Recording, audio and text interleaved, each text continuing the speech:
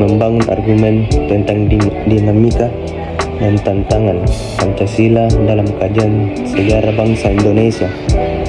Argumen tentang dinamika Pancasila dalam sejarah bangsa. Dinamika Pancasila dalam sejarah bangsa Indonesia memperlihatkan adanya pasang surut dalam pemahaman dan pelaksanaan nilai-nilai Pancasila. Misalnya pada masa pemerintahan Presiden Soekarno, terutama pada 1960-an, Nasakom lebih populer daripada Pancasila. Pada zaman pemerintahan Presiden Soeharto, Pancasila dijadikan pembenar kekuasaan melalui penetaran Pemil 4, sehingga pasca turunnya Soeharto, ada kalangan yang mengidentikan Pancasila dengan Pemil 4. Pada masa pemerintahan era reformasi, ada kecenderungan para penguasa tidak respek terhadap Pancasila, seolah-olah Pancasila ditinggalkan.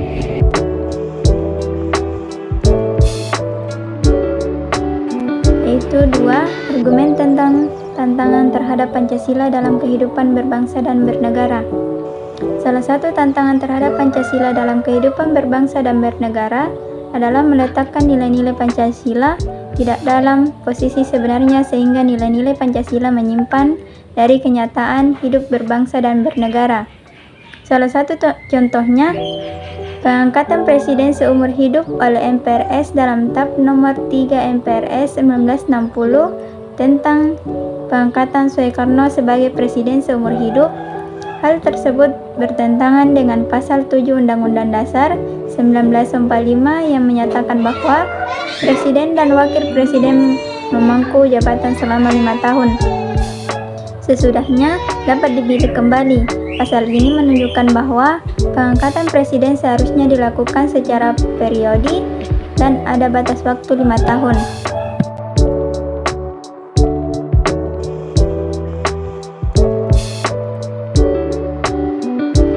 Esensi dan urgensi Pancasila dalam kajian sejarah bangsa Indonesia untuk masa depan. Nah, mendeskripsikan esensi dan urgensi Pancasila dalam kajian sejarah bangsa Indonesia untuk masa depan ada 2, yaitu yang pertama esensi Pancasila dalam kajian sejarah bangsa, dan yang kedua urgensi Pancasila dalam kajian sejarah bangsa. Nah, yang pertama esensi Pancasila dalam kajian sejarah bangsa. Pancasila pada hakikatnya merupakan filosofis Westlake dan Weltanschauung. Pancasila dikatakan sebagai dasar filsafat negara atau filosofis Westlake karena mengandung unsur-unsur sebagai berikut. Alasan filosofis berdirinya suatu negara. Setiap produk hukum di Indonesia harus berdasarkan nilai Pancasila. Pancasila sebagai hukum Pancasila sebagai pandangan hidup bangsa atau Weltanschauung mengandung unsur-unsur sebagai berikut: nilai-nilai agama, budaya, dan adat istiadat. Nah, yang kedua, urgensi Pancasila dalam kajian sejarah bangsa. Hasil survei yang dilakukan oleh Kompas yang dirilis pada 1 Juni 2008 menunjukkan bahwa pengetahuan masyarakat tentang Pancasila merosot secara tajam, yaitu ada 48,4% responden berusia 17-29 tahun tidak mampu menyebutkan sila-sila Pancasila secara benar dan lengkap. Dan ada juga 42,7% salah menyebut sila-sila Pancasila. Lebih parah lagi, ada 60% responden berusia 46 tahun ke atas salah menyebutkan sila-sila Pancasila. Fenomena tersebut sangat memprihatinkan karena menunjukkan bahwa pengetahuan tentang Pancasila yang ada dalam masyarakat tidak sebanding semangat penerimaan masyarakat terhadap Pancasila. Ali 2009. Selain data tersebut, pentingnya Pancasila dalam sejarah bangsa Indonesia dikarenakan hal-hal berikut: mengidentikan Pancasila dengan teologi lain, menyalahgunakan Pancasila sebagai alat justifikasi kekuasaan, rezim tertentu, melemahnya pemahaman dan pelaksanaan nilai Pancasila kehidupan bangsa dan negara dan bernegara.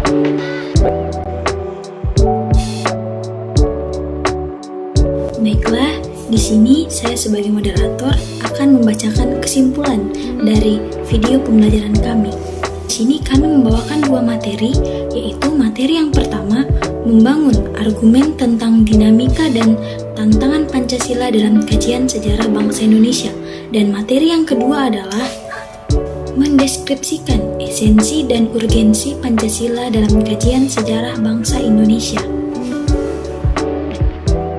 Membangun argumen tentang dinamika dan tantangan Pancasila dalam kajian sejarah bangsa Indonesia itu terbagi menjadi dua argumen. Argumen yang pertama yaitu argumen tentang dinamika Pancasila dalam sejarah bangsa dan argumen tentang tantangan Pancasila terhadap kehidupan berbangsa dan bernegara.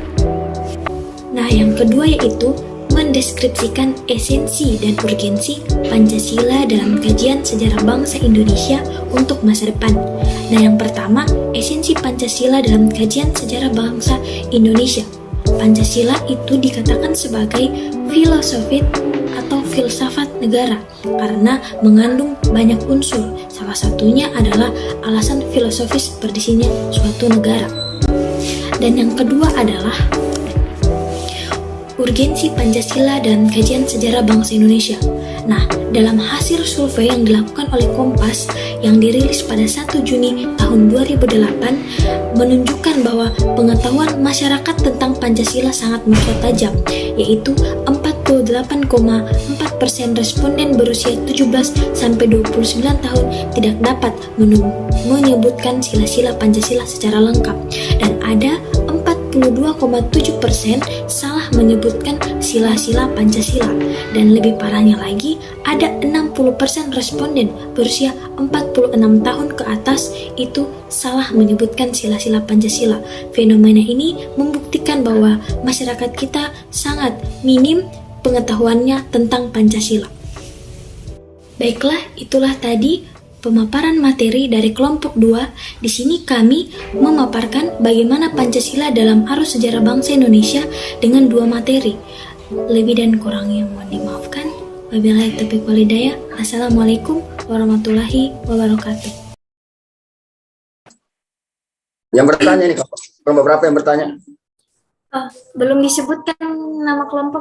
Jadi yang boleh bertanya untuk kelompok 2, kelompok tadi kan kelompok 7, 8, 9, 10, 11. Ya, jadi kelompok 7, kelompok 8, kelompok 9, kelompok 10, kelompok 11. 5 orang, 5 kelompok saja. Oke, jadi di luar itu jangan dulu bertanya, nanti ada gilirannya di kelompok lain. Oke. Ya, lanjut. Baik, Hijrian ini dari kelompok berapa?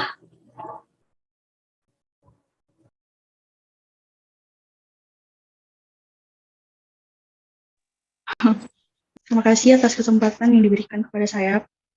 Saya Hijrian ini dari kelompok 10 ingin bertanya terkait mengapa argumen tentang dinamika Pancasila bagi bangsa itu diperlukan. Terima kasih. Baik, terima kasih. Dari kelompok 10 di Hijrian ini. Ya. Baik, untuk kelompok 7, 8, 9, dan 11 dipersilakan untuk bertanya. Dipercepat kelompok yang diberi kesempatan bertanya ya. Karena ini kelompok 1 menunggu giliran untuk menjawab lanjut. Ya. Menjawab tadi pertanyaan temannya. Ya, kita sudah berhenti di jam 12.30, paling lambat ya. Assalamualaikum warahmatullahi wabarakatuh. Izin bertanya. Saya dari kelompok 9. Oke, saya bacakan pertanyaannya. Pada urgensi Pancasila dalam kajian sejarah bangsa. Hasil survei yang dilakukan Kompas yang dirilis pada 1 Juni 2008 menunjukkan bahwa pengetahuan masyarakat tentang Pancasila merosot secara tajam, yaitu 48,4% responden berusia 17 sampai 29 tahun tidak mampu menyebutkan sila-sila Pancasila secara benar dan lengkap. 42,7% salah menyebut sila-sila Pancasila, Lebih parah lagi, 60% responden berusia 46 tahun ke atas salah menyebutkan sila-sila Pancasila. Apa ada solusi? Apa solusi yang bagus untuk masalah ini? Bisa dipahami? Baik, terima kasih. Terima kasih.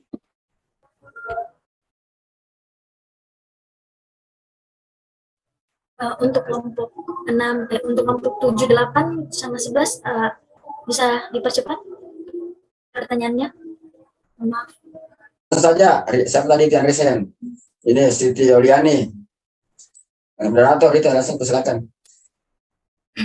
Baiklah, kepada saudara Siti Yoliani Saleh dipersilakan.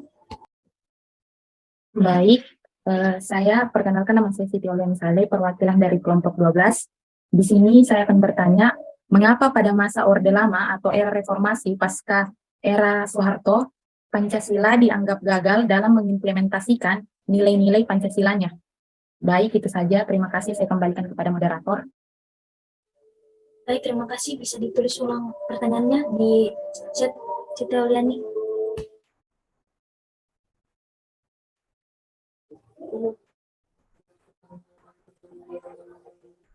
Sudah direkam, Afrianti? Iya, Pak. Oh, ya. Sudah. Oke. Iya. Baik, sisa 2 kelompok lagi, kelompok 7 dan 8. Barangkali sebelum kelompok 8, mungkin kelompok ini diselesaikan saja dulu kelompok tadi, kelompok 1. Jadi kelompok 2 sisa menampung dulu pertanyaan. Ya, karena tidak bisa menjawab hari ini, nanti pertemuan berikut. Iya, Pak. Baik. Silakan kelompok 1. Baik, itulah tadi presentasi kami dari kelompok 2. Saya serahkan ke kelompok 1. Lebih dan kurang yang mohon dimaafkan. Wabillahi taufiq wal hidayah. Assalamualaikum warahmatullahi wabarakatuh. Yang akan menjawab pertanyaan dari kelompok 8 kepada saudari yang dipersilakan. Oke, baik. Halo, suaraku dari tadi. Jelas. Oke, baik. Saya dari perwakilan kelompok 2 akan membacakan pertanyaan dari Insa dari kelompok 8. Pertanyaannya, Pancasila dijadikan benar kekuasaan melalui penataran P4 sehingga pasca turunnya Soeharto ada kalangan yang mengidentikan Pancasila dengan P4. Pertanyaannya, apa itu P4? Kami jawab, pedoman penghayatan dan pengalaman Pancasila P4 atau Eka Prasetya Pancakarsa, yaitu sebuah panduan tentang pengamalan Pancasila dalam kehidupan bernegara semesta Orde Baru. Panduan P4 dibuat dengan ketentuan MPR nomor 2 MPR 1978, ketentuan MPR nomor 2 MPR 1978 tentang Eka Prasetya Pancakarsa menjabarkan kelima asas dalam Pancasila menjadi 36 butir pengalaman sebagai pedoman praktis untuk pelaksanaan Pancasila. Saat ini produk hukum ini tidak berjalan lagi karena ketentuan MPR nomor 2 MPR 1978 telah dicabut dengan ketentuan MPR nomor 18 MPR 1998 dan termasuk dalam kelompokan ketentuan MPR yang sudah bersifat final atau berkesudahan dilaksanakan menurut ketentuan MPR nomor 1 MPR 2003. Baik, saya kembalikan ke moderator. Oke, baik. Terima kasih kepada saudara Arif Setiawan Syam. Selanjutnya kami akan menjawab pertanyaan dari kelompok 9. Sebelum itu, kepada saudara Muhajirin Kinsa, apakah jawaban dari pertanyaan kami sudah jelas atau masih kurang? Baik, sudah jelas. Terima kasih. Oke, baik. Selanjutnya, pertanyaan untuk kelompok 9 yang akan dijawab oleh saudara Juan Peron Ibrani. Kepada saudara Juan Peron Ibrani, dipersilahkan.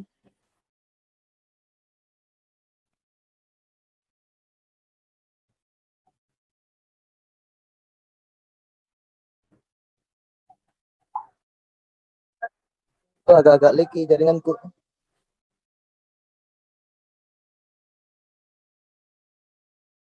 Oke, untuk mempersingkat waktu, akan menjawab pertanyaan dari kelompok 12 oleh saudari Nurul Husna. Baik, terima kasih atas kesempatannya. Saya akan menjawab pertanyaan dari kelompok 2, yaitu mengapa pada masa Orba atau era reformasi pasca Soeharto dianggap gagal dalam mengimplementasikan nilai-nilai Pancasila? Jawabannya yaitu Orde Lama dan Orde Baru dianggap gagal menerapkan nilai-nilai Pancasila dalam sistem ketatanegaraan Indonesia. Salah satu penyebab kegagalan tersebut adalah sistem ketatanegaraan Indonesia dipengaruhi oleh kepentingan elite. Penyebab kegagalan dalam mengimplementasikan Pancasila, MPRS melakukan pengangkatan Soekarno untuk menjadi Presiden Indonesia. Seumur hidup terjadi penyimpanan ideologi, yaitu ideologi Pancasila berupa makna menjadi nasionalis, agama, dan komunis. Hilangnya sikap politik Indonesia, yaitu sikap politik luar negeri, bebas dan aktif yang berubah menjadi politik poros DPR, dibubarkan oleh Presiden. Hak melaksanakan budget DPR tidak lagi berjalan setelah tahun 1960. Terima kasih, saya kembalikan kepada moderator. Oke, baik. Terima kasih kepada Saudari Nova Husna. Selanjutnya, saya sendiri akan menjawab pertanyaan dari kelompok 9. Hasil survei yang dilakukan Kompas yang dirilis pada 1 Juni 2008 menunjukkan bahwa pengetahuan masyarakat tentang Pancasila 8,4%, responden berusia 17-29 tahun tidak mampu menyebut sila-sila Pancasila secara benar dan lengkap. 42,7% salah menyebutkan sila-sila Pancasila. Lebih parahnya lagi, 60% responden berusia 46 tahun ke atas salah menyebutkan sila-sila Pancasila. Nah, fenomena keterpurukan pengetahuan masyarakat tentang sila-sila Pancasila, misalnya pada masa sekarang, bisa kita atasi dengan menggunakan beberapa strategi. Misalnya memanfaatkan kecanggihan teknologi pada masa saat ini untuk menambah pengetahuan dan wawasan tentang sila-sila Pancasila. Kita bisa menggunakan strategi melalui pendidikan formal, memberikan pendidikan karakter berdasarkan nilai-nilai pendidikan Ki Hajar Dewantara, dan menguatkan rasa nasionalisme melalui pendekatan budaya populer. Misalnya seperti yang disukai anak muda sekarang, yaitu musik, film, dan olahraga. Kita dapat membumikan nilai-nilai Pancasila melalui pendidikan dan pembelajaran berkesinambungan yang berkelanjutan di semua ini di wilayah yang ada di seluruh Indonesia. Saat ini, Pancasila dapat diajarkan dan diperkuat melalui mata pelajaran pendidikan Pancasila dan kewarganegaraan, atau yang sering kita kenal dengan PPKN, dengan menekankan pada teori-teori dan praktek. Implementasi nilai-nilai Pancasila akan lebih mudah terlihat dalam praktek berbangsa dan bernegara jika Pancasila menjadi rujukan. Baik, untuk Saudari Adeliang Raini, apakah jawabannya sudah jelas? Jelas, terima kasih. Oke, baik, selanjutnya saya akan menjawab pertanyaan dari Elma Nurjannah dari kelompok 7. Pada esensi Pancasila dalam kajian sejarah, di mana hakikat Pancasila itu merupakan filosofis kronolog dan dikatakan sebagai dasar atau fundamen, filsafat, jiwa, hasrat atau pikiran yang sedalam-dalamnya dan mengandung unsur nilai agama, budaya, dan adat istiadat. Nah, pertanyaannya, apa arti filosofik menurut pendapat Anda sendiri, dan bagaimana dampak jika seorang mahasiswa kurang mengetahui atau tidak memahami Pancasila sebagai filosofis? Nah, jawabannya di sini itu, filosofis Groundslag adalah dasar filosofis yang di atasnya itu didirikan bangunan negara yang berdaulat. Filosofis Groundslag yang dimiliki bangsa Indonesia memiliki karakter khusus yang berbeda dengan bangsa-bangsa dan negara lain. Bangsa Indonesia mengandung unsur nilai-nilai budaya, agama, adat istiadat, yang berlaku dan berkembang di tengah-tengah masyarakat Indonesia. Nah, filosofis Groundslag atau Weltanschauung yaitu sebagai fundamen filsafat pikiran yang sedalam-dalamnya jiwa hasrat untuk di atasnya didirikan gedung Indonesia Merdeka yang kekal dan abadi. Pancasila disebut sebagai filosofis Groundslag karena Pancasila diharapkan senantiasa untuk menjadi pedoman dan petunjuk dalam menjalani keseharian hidup manusia Indonesia, baik dalam berkeluarga, bermasyarakat, berpendidikan maupun berbangsa dan bernegara. Pancasila juga diharapkan sebagai dasar negara, sehingga suatu kewajiban bahwa dalam segala tatanan ketahanan, entah itu dalam politik, hukum, ekonomi, maupun sosial, masyarakat harus berdasarkan dan bertujuan kepada Pancasila. Nah, dampaknya jika kita tidak memahami Pancasila secara filosofis, misalnya pada hidup bermasyarakat atau dalam lingkungan kampus, kita akan selalu ada konflik, karena kita tidak menjadikan Pancasila sebagai filosofis Groundslag. Baik, kepada Saudari Elma Nurjannah, apakah jawabannya masih kurang jelas? Jelas, terima kasih. Oke, baik. Selanjutnya, saya akan menjawab pertanyaan, mengapa argumen tentang dinamika Pancasila bagi bangsa itu perlu? Alasannya. Argumen ini diperlukan sebagai alasan untuk memperkuat atau menolak suatu pendapat, pendirian, atau gagasan tentang dinamika Pancasila bagi bangsa Indonesia. dengan adanya dinamika Pancasila yang merupakan salah satu faktor penyebab dinamika penerapan Pancasila pada tiap-tiap periode adalah adanya perubahan kebijakan pemerintahan. Nah, mengutip dari situs Kementerian Pendidikan dan Kebudayaan atau Kemendikbud, penerapan Pancasila pada awal masa kemerdekaan berlangsung dari tahun 1945 hingga 1959. Jadi sangat penting argumen ini ada biar kita bisa mengeluarkan pendapat kita tentang argumen tentang dinamika Pancasila bagi bangsa Indonesia. Baik, itulah tadi jawaban pertanyaan dari kelompok kami untuk kelompok-kelompok lain yang bertanya minggu lalu. Lebih dan kurangnya mohon dimaafkan. Wabillahi taufiq wal hidayah. Assalamualaikum warahmatullahi wabarakatuh.